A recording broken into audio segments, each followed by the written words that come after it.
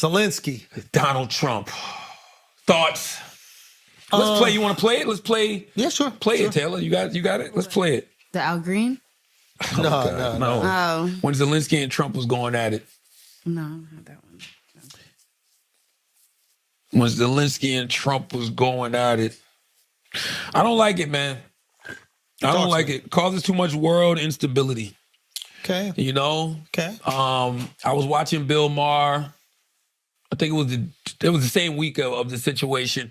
And who was on there? It was Rahm Emanuel and the guy who used to have the show on CNN, Fareed Fark. When I saw Rahm Emanuel on there, bro, talking this shit about like, we need to get, he said a fire bar. I loved it. He goes, we need to get, he was talking about the importance of like making sure you focus on school and education and grades. Mm-hmm. He goes, get out of the bathrooms and into the classrooms. In other words, like leave the identity politics, trans bathroom shit and like make sure these kids are learning.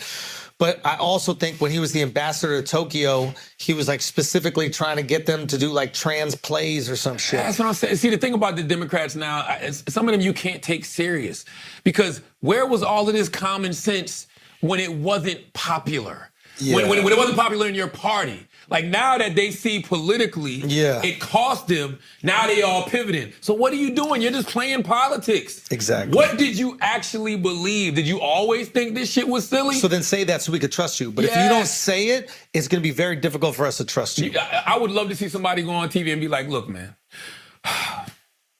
finally, I can tell you what I can tell you what I really feel about this shit. Just say it. I know it wasn't good for us politically to say it, but now that we know how bad it cost us, I never was with that shit. Yo, we will trust that person.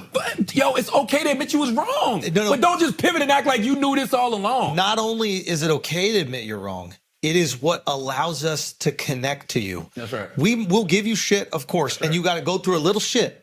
But the fact that you acknowledge you're wrong will make me feel like you're a real human.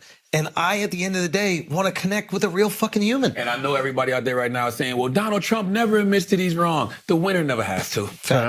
You're right. The winner don't have to. The loser got to. The loser got to. Yeah. The winner don't have to admit that they were wrong. It's a great distinction. They won. It's a great distinction. So clearly what I'm doing is working. Yeah. Let's play this, Taylor. This is Trump and Zelensky in the Oval Office. The country's in big trouble. Can I Wait a answer? minute. No. You've done a lot of talking. Your country is in big trouble. I know. You're not winning. I know. You're not winning this. You have a damn good chance of coming out okay because of us. Mr. President, we are staying in our country, staying strong from the very beginning of the war. We've been alone, and we are thankful. I said thanks You haven't in been this alone. cabinet, You and haven't not been only alone. in this cabinet. We gave you, through I this said stupid president, $350 billion. You voted we gave for you your military president. equipment, You and you voted men for are your brave, president. but they had to use our military. What about West? If you didn't have You our invited military me. equipment, if you didn't have our military equipment, this war would have been over in 2 weeks. In 3 days, I heard it from Putin. In 3 days. This is something Maybe new. less. In 2 weeks, of course, yes. It's going to be a very hard thing to do business like this. I tell you. Just say thank you. I said a lot of times to American people. Accept that there are disagreements, and let's go litigate those disagreements rather than trying to fight it out in the American media when you're wrong. We know that you're wrong. But you see, I think it's good for the American people to see what's going on. I understand, sir. I think it's very important. That's why I kept this going so long. This was interesting. Trump said the reason he wanted to do this out in the open because they've been having these conversations behind the scenes, and it's been this. I don't believe that. I don't believe that either. I believe that this meeting was, sorry to cut you, go. No, and he said he just wanted American people to see what was going on, or just the world to see what was going on, because he's using the pressure of the media that makes Zelensky move. So the way he wants him to move. That could be the case, and you could be 100% right. And then that makes sense, this meeting a little bit. What I thought this was supposed to be a PR event. They had a mineral deal. They were going to come acknowledge the mineral deal. They're going to sign the mineral deal together. Mm-hmm. We have a big press event, and it looks like we're in it to win it, and we're locked in arms, and we're going to get some benefit out of all this money that we're putting into the Ukraine. And then it looked like Zelensky did a little bait and switch. Again, that could be wrong. It could be what you just proposed with Trump. But the way that I interpreted it emotionally was Zelensky knew he wasn't going to sign that shit and used this as an opportunity to litigate in front of the American media. And it really backfired because the knee-jerk reaction, I think, from a lot of Americans was like, yo, we're giving you all this money and you kind of telling us what we can or can't do. And then he says the wildest shit, which is, you don't have to worry about it now, but you in the future, you will have to worry about it.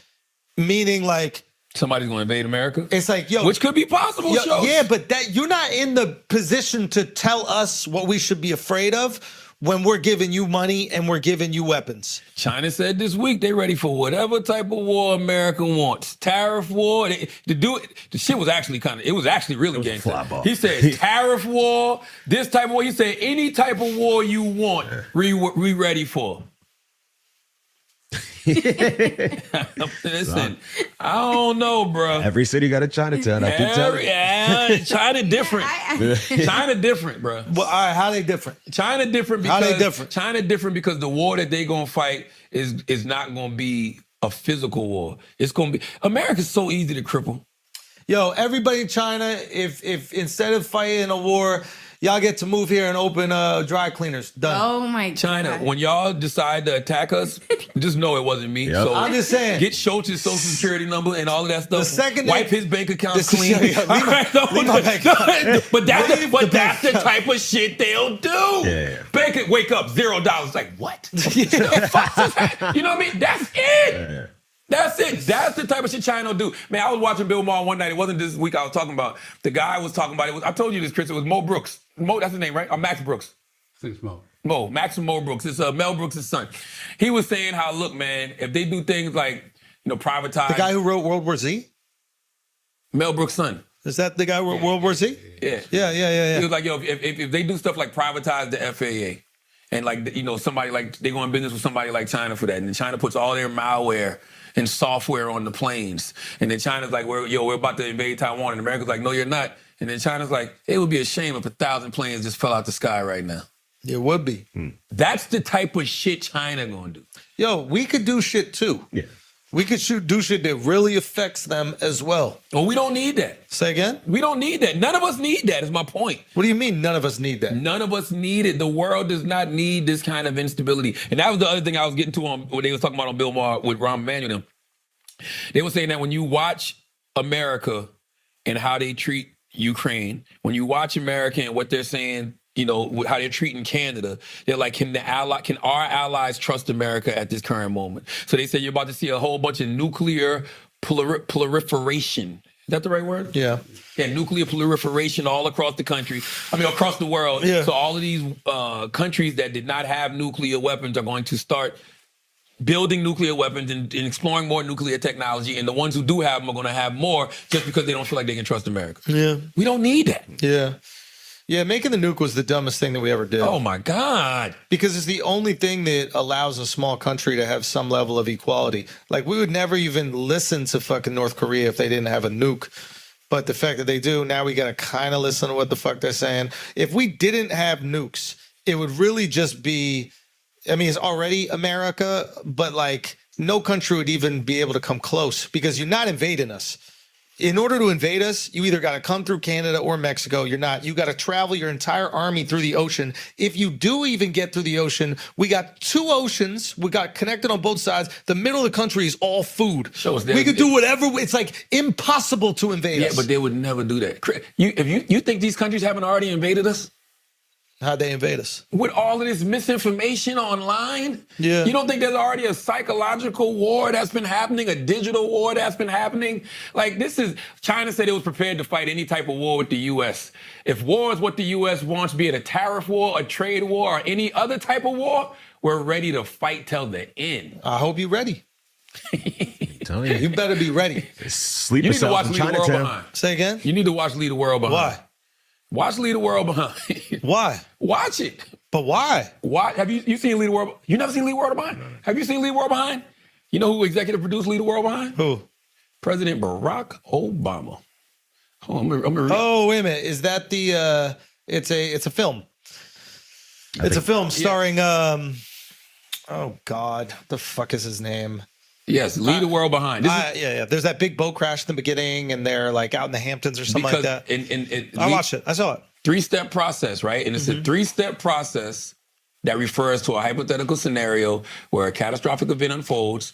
initially with a power outage, followed by a breakdown of communication, and finally a complete societal collapse. So basically, they show you in this movie how to destabilize a country. So the 3 steps: power outage. The story begins with a sudden and unexplained blackout across the East Coast, disrupting the lives of the characters at their vacation home. Communication breakdown. As the power outage persists, phone networks and internet access become unavailable, isolating the characters from the outside world and creating a sense of confusion and fear. Societal collapse. With no information about the cause of the blackout or how to respond, anxieties escalate, potentially leading to widespread panic and breakdown of social order, leaving the characters to navigate the new reality on their own. And we forget, at the end of that movie, they didn't show us this, but it was just civil unrest.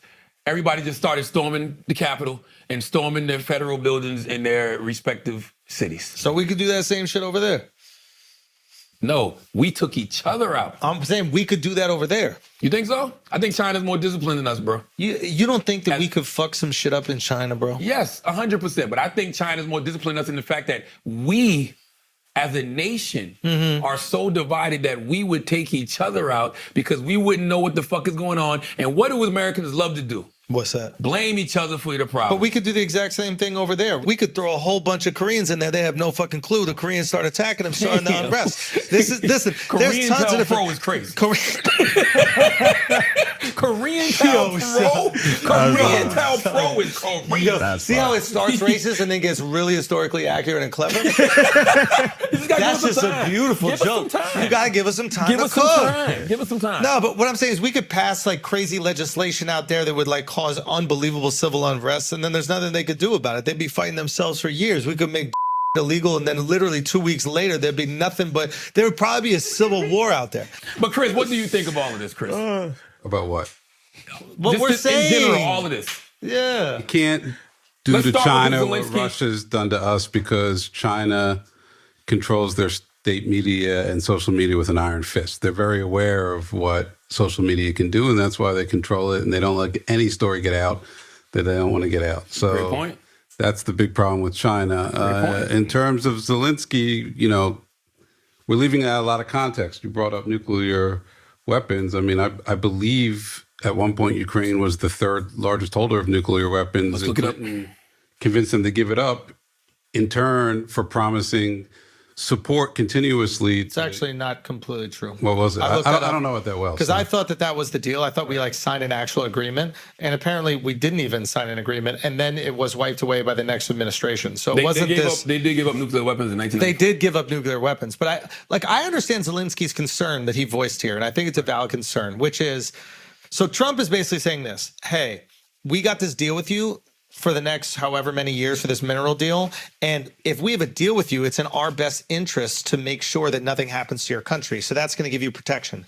Now, Zelensky's going, yeah, but that's your administration. What if the next administration comes in and goes, I don't give a fuck about that mineral deal. Let's move. How do we get like actual assurances that we're going to be safe? I think that's a reasonable concern. I agree. That should be negotiated behind closed doors, not in front of the American media. Can we add something else to that? Can I just one more thing? And it shouldn't be negotiated in front of the American media because it makes Zelensky look bad.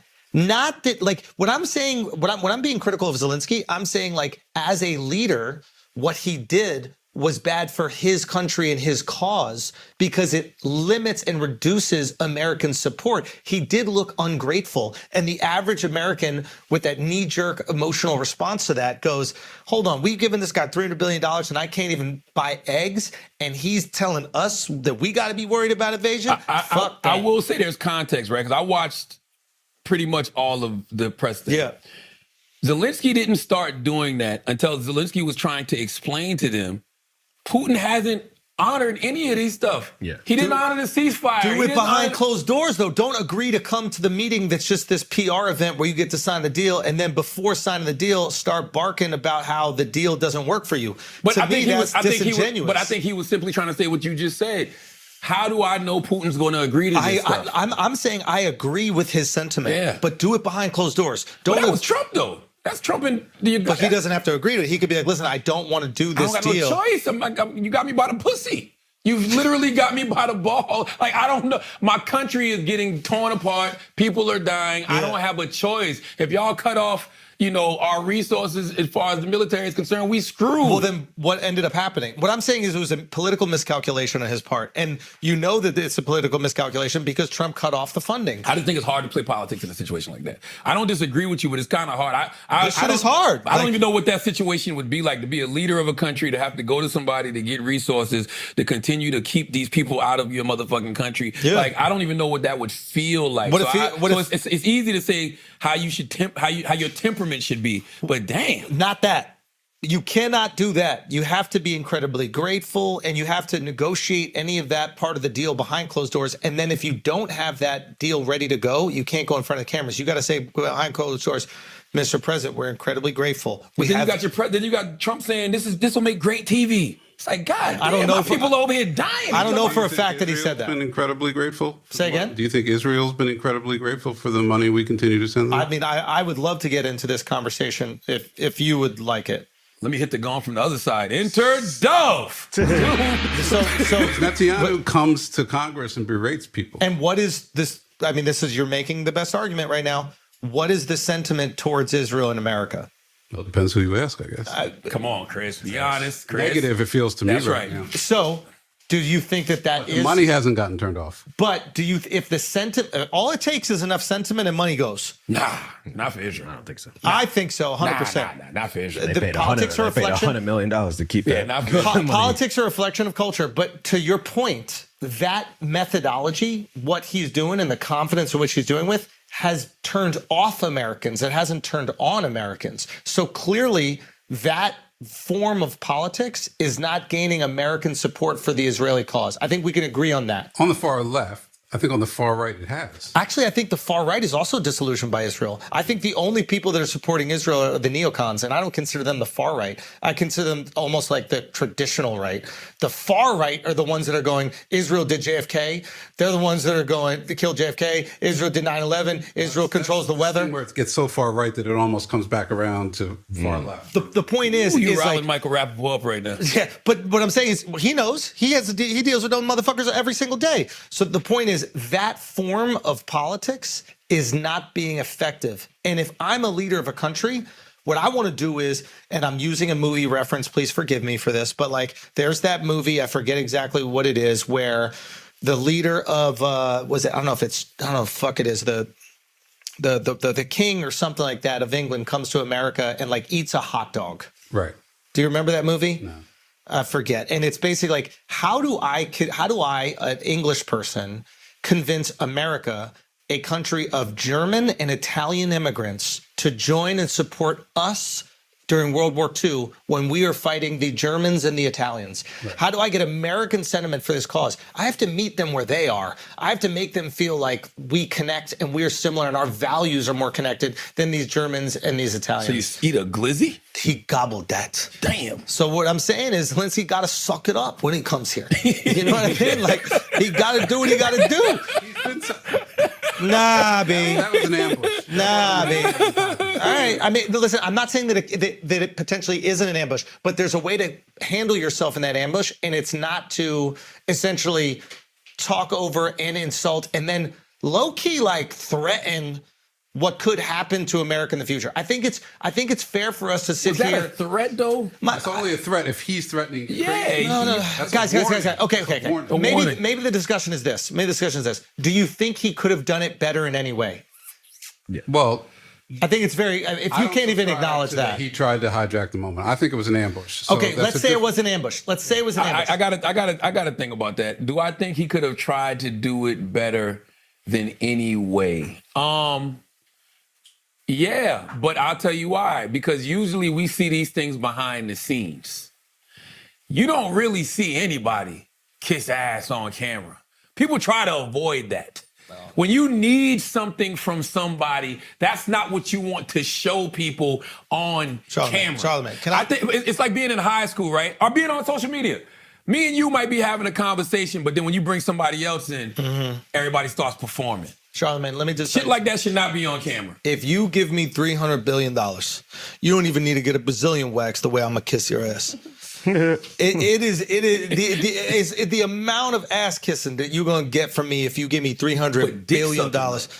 Would you suck the dick? Kissing ass is all right. I said nothing. Listen, I'm deep throat gobby, glizzy gobbling. I can't say I'm gonna do that. On camera. My whole country got to You got die. a daddy. My whole country Larry gotta Legend die. still living, My whole country bro. got to die.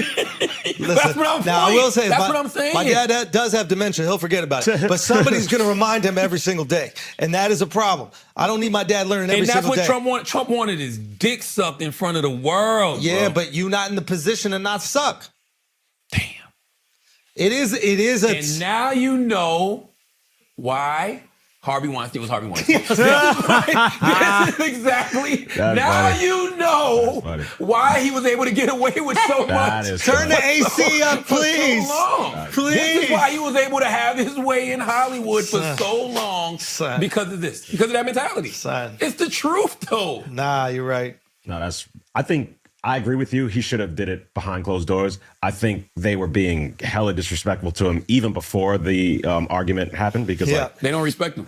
like even the media guys talking about his outfit and shit like that. I'm like, yo, it is crazy. Like, you gotta, this is the But president. apparently you they speak. told him to wear a suit. Yes, but And then he purposely doesn't wear a suit. It's just like everything is about pushing back. Everything is about... It's like, dude, you got to stop with the ego. You are asking for money. Your country cannot defend itself without our help. So you need to show a little bit of humility. And if it's wearing a suit in the Oval Office as requested, you wouldn't wear a suit for $300 billion to save the people of your country's lives? Yeah, absolutely. yeah, but 100%. Trump made a little joke about it. But you saw how the media guy was like berating him. Yeah. like just that feels- was fucked up. it just feels like you shouldn't weird. talk to any president like that. I agree with you. I understand what everybody in this room was saying. It just feels weird to have to play the game for something like this. Yo, It's not. I agree. We're not talking about like I agree. I'm trying to sell a TV show. No, or something. You know what I mean? I agree. It just feels weird for somebody to have to play They the wanted him game. to do the shit where like the rapper got to spit their album They want him in to front dance of on the table. executives. Yeah, rap on the table. Yeah, man. It's And like he was like, I don't want to do it. But remember, But why do they want him to do that? because they want to sign him to a 360. Yeah. But They literally, like, they want the mineral rights. They want, like... So you and don't if- think it's nothing to him being Putin's hoe? No, I genuinely do not believe that Trump is Putin's hoe. What I do believe, and it is concerning, is that I think underestimating Putin is a foolish endeavor. So there's a version where Putin goes, this Zelensky guy is never going to quit. I have to find a way to get in the good graces of Trump and make Zelensky look like a villain to the American people. So if I am kind and understanding to Trump and make it look like I will stop this war to Trump and give him hope, and then Zelensky will not acquiesce because Zelensky knows I actually really won't stop the war, Zelensky will fuck him in front of the American people. The American people will sour on Zelensky. The money will stop going to Zelensky, and then I can do whatever I want. Then Russia just takes over. That is. But look. In order to accomplish that, look what Putin has to do. Putin has to, I don't want to say suck Trump's dick, but he got to be sweet and like, yes, Trump, and you do control this, and we can. He got to bend over a little bit to Trump in order to accomplish the greater goal. Zelensky wasn't willing to bend over a little bit to accomplish the greater goal. And there's a reason why Putin's been in control of a country for fucking 30 years or whatever it is. And Zelensky is right now lost the support of the most important people to him on the planet, which is the American backers. Are you letting somebody put the tip of their dick in your asshole For? to save your country? In front of people, on camera. You got to let me just put the tip in. I think there's I might not go all the way, but I'm going to put the tip of my dick in your asshole. to save my country. A leader has to. Who are we at war against? China? It's Zelensky. We're talking about Zelensky Trump. I tell you one It thing. ain't the Chinese doing the fucking. I'm not doing it. I'm not doing it for Nigeria. I'll tell you that much. Hey, I'm gonna go. Yo, Lagos got this one, boys. I'm sorry. I go back to my point. I just don't think. I just feel like this is a weird thing to do to somebody who's fighting for their country. Like, you don't want war. You want to keep things stable all across the world. this isn't the way to do it. On either side. When did Dems become the On war either hawks? side. Why is it the Republicans are trying to stop the war and Dems are like, nah, we gotta fight, we gotta put fucking boots on the ground? Like, I don't believe want war. I don't want to support it. I don't want these people to be killed out there. I don't want to be funneling hundreds of billions of dollars into this place when Americans can't afford eggs. If Americans can afford eggs and everybody in America got a PlayStation 5 and everybody could pay their rent and everybody could eat healthy, yeah, let's throw some bucks over there for Ukraine. I want to say something to Americans. Y'all got to stop with this egg shit. No,